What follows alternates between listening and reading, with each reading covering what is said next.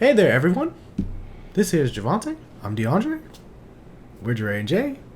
And this is our review for Thor, Love and Thunder. That was my best Korg impersonation. Wasn't bad. Okay, Wasn't bad. Thank you. So, non-spoiler review for Thor, Love and Thunder. So the general plot of Thor, Love and Thunder is Thor is on this mission of self-discovery, trying to figure out who he is in the galaxy now, especially with all the recent events in the MCU, with the Avengers kind of disbanding and most of the Avengers either moving on or dying. So while he's doing that, there's a guy, Gore the God Butcher, who's coming off a loss of his own, losing a very special someone, his daughter. And then he kind of feels like he's on a mission to eradicate all the gods because of their unwillingness to help. Meanwhile, you have Jane Foster in this movie, who is battling cancer and becomes the mighty Thor as well. So you have that storyline. So that's pretty much everything that was going on in this movie. I remember we talked about this a while ago on whether or not we should be concerned about Thor and if there were too many jokes in it. Now that I've seen it, I definitely agree. Especially the first half of the movie. It was just so many damn jokes. And half of them landed, and then half of them didn't. Visually, I know I saw people heading into this movie like the screenshots they got from it, and it didn't look good.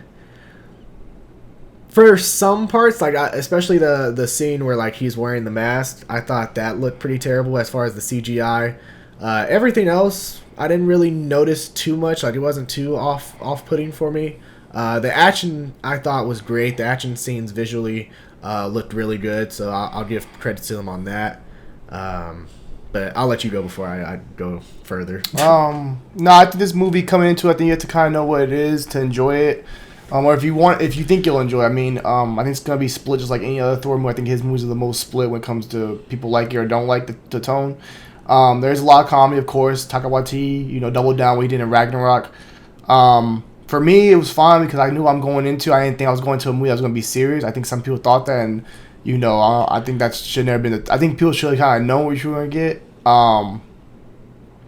But I will also say, some people aren't like it, some people aren't. It's okay if you don't like it. It's okay if you do like it. I think, it's its own thing. It's pretty much what you want. I mean, for us, I know not at theater because we went at 3 during the daytime, so it was it's me, young people, hyped up people. But we had a friend that told us he went to the Thursday showing, and it was people love the comedy, and right now it's doing crazy in the box office rating wise. A lot of people are liking it, some aren't, but a lot of people are liking the jokes. So it just depends what you were going there expecting. I'll say the cast did a great job. As far as Natalie Portman was amazing. I thought Tessa Thompson was amazing. I thought Christian Bale was amazing.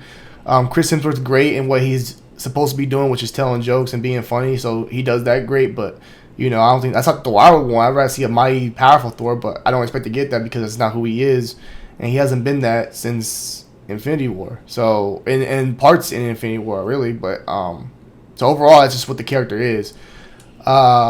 So, yeah, you can go continue. I don't want to give too much spoilers away. Chris Hemsworth, I mean, he did good for what was written of him, but at the same time, it's to see Thor like this, as kind of the joke. He's been the joke. Yeah, but it's like they made him dumber. He's been dumber. But it's because look, you watch Thor, even in Thor, you think about how he was at the beginning with the Frost Giant. No, I get what you're saying. He was reckless, didn't care. I get that. But I'm saying, and then in the beginning of this movie, he literally destroys the people's fucking whole throne, their whole city, or whatever that place was. It was like a monument or whatever, and destroys it. Doesn't think about that when he does it. So I'm saying he's reckless. I mean, he tells the guy And then also when he's opening a Bifrost, he usually is always careful when he's opening a Bifrost. But in this movie, he disregards the fact that he's in a building. So let me just ignore that. But you're looking for continuity with Thor, and Thor's been all over the place this whole time. You're going back to Thor 1. That Thor 1, Avengers 1, all that Thor is gone. But I'm saying it's a problem because every other character shows their continuity in every other movie. They show. But we've been said that. We said that in Endgame. We said Thor was useless the whole Endgame movie. He was just there to crack jokes, bro, and be fat. Yeah. So that's my point. So he's been like this. So what do you like? Why are you like acting like, oh, it's like something new? He's been this. But okay, Javante, this is the thing.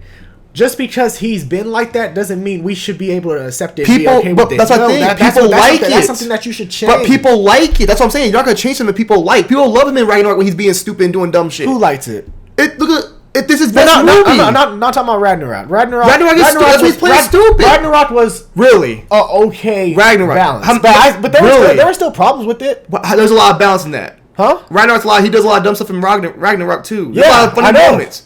Well, I'm saying that's what the character's been. They did that. They basically anteed up on what they already had. But people like Thor as being stupid and goofy. People like that. They made fun. They like when he was fat. They made Thor all fat like that, and people were like, "Oh, that was funny as hell." People like that. So I'm saying, like, they're basically just sticking with what people like about this character. Chris Hemsworth also wants to do more comedy, but also the people like it. So why would you change what people like? The first two Thor movies took more of a serious approach, and nobody likes those movies for real. So the first Thor is cool, but nobody talks about that. This is Ragnarok's their favorite.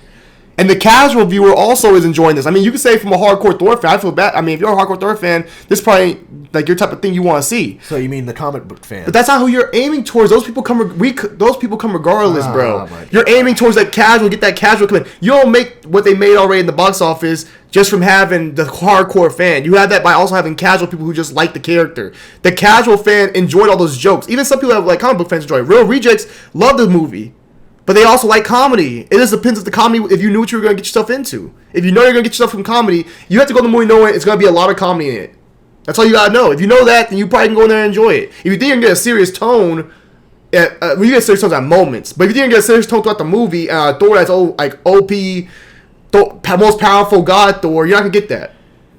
It's about expectations, what you go in there thinking about. Like what you think you're going to get from this character. Talk about T, you don't talk about T, you're going to do. Okay, alright, whatever.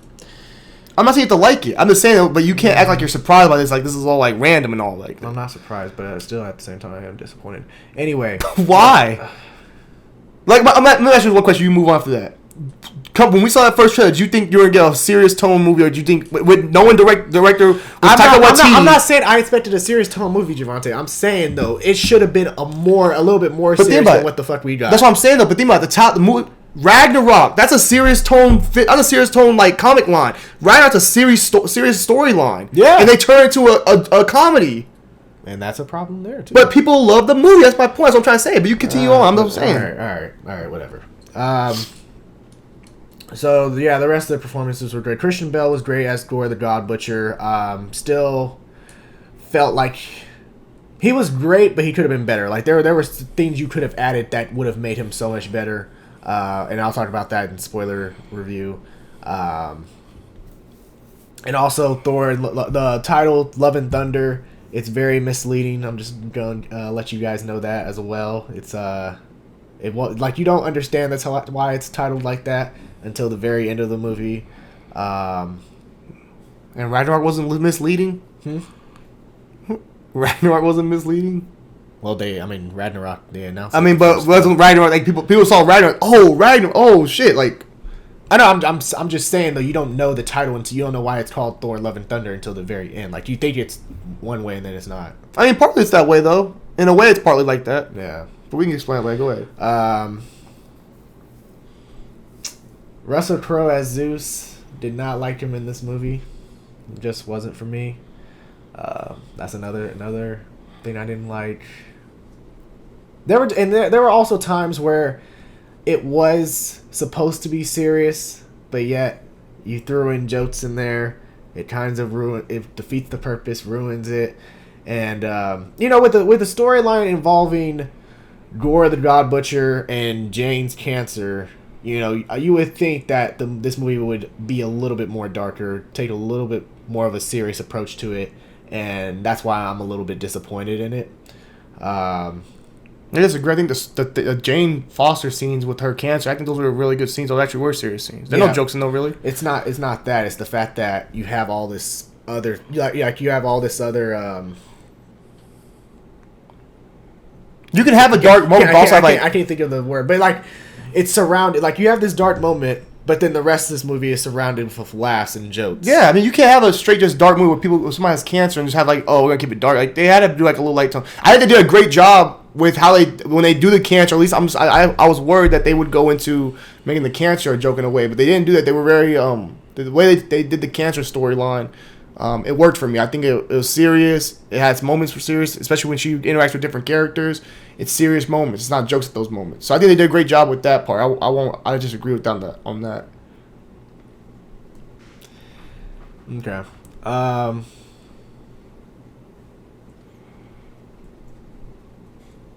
Yeah, I'm still thinking, but if you got anything to say. Overall, man, the movie's solid, man. It just depends what you go in there thinking. Like, I go in there, I know what Thor is. I know what he is. I don't look at Thor and say, oh, Thor's gonna be. I don't expect Thor to carry the MCU or do anything like that. I expect Thor, be Thor and go do his own thing on the side. Like, I think you have to look at like, okay, like Thor's cool, and this movie's cool if. Now, this movie's cool if you're telling me Thor's not going to be in the main, like, he's not a main part of what the future phases is. If he's just on the side doing his own thing. If that's the case, then that's fine with me. Now, if you're telling me Thor's going to come back and be a main piece of the MCU going forward, then I think that's a problem. But the fact that I think he's honestly like the Guardians of the Galaxy kind of is, he just goes on and do his own things on the side, that's fine. I don't care. As long as they ain't messing with the main stuff that's coming, like the X-Men, Fantastic Four, that's all we care about. It's like, bro, like, Shang-Chi was solid. I just don't. As long as you keep this on the side, like, okay, Thor did his thing. It's funny. I'm guessing they're probably gonna make another one. Do that on the side. It's fine. Just don't make that part of the main storyline. It is what it is with Thor. Like, I don't expect anything from Thor at this point. I didn't expect anything from him in Endgame. When I saw him at the beginning of Endgame when he was all fat and stuff, I was like, yeah, I know what he's here for. Playing Fortnite, I knew. So. Okay.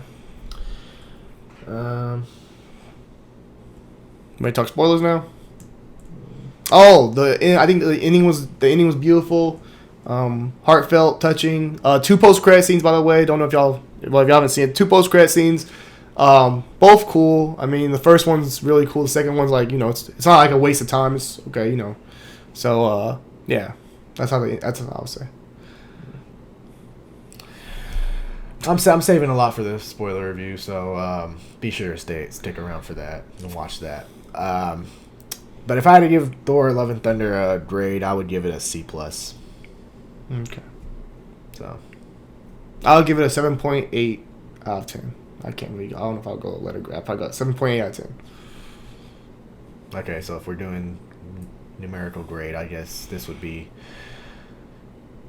7.5 out of 10. Yeah. Yes. Yeah. Those are my thoughts on it. I have many more that I will explain in the spoiler review.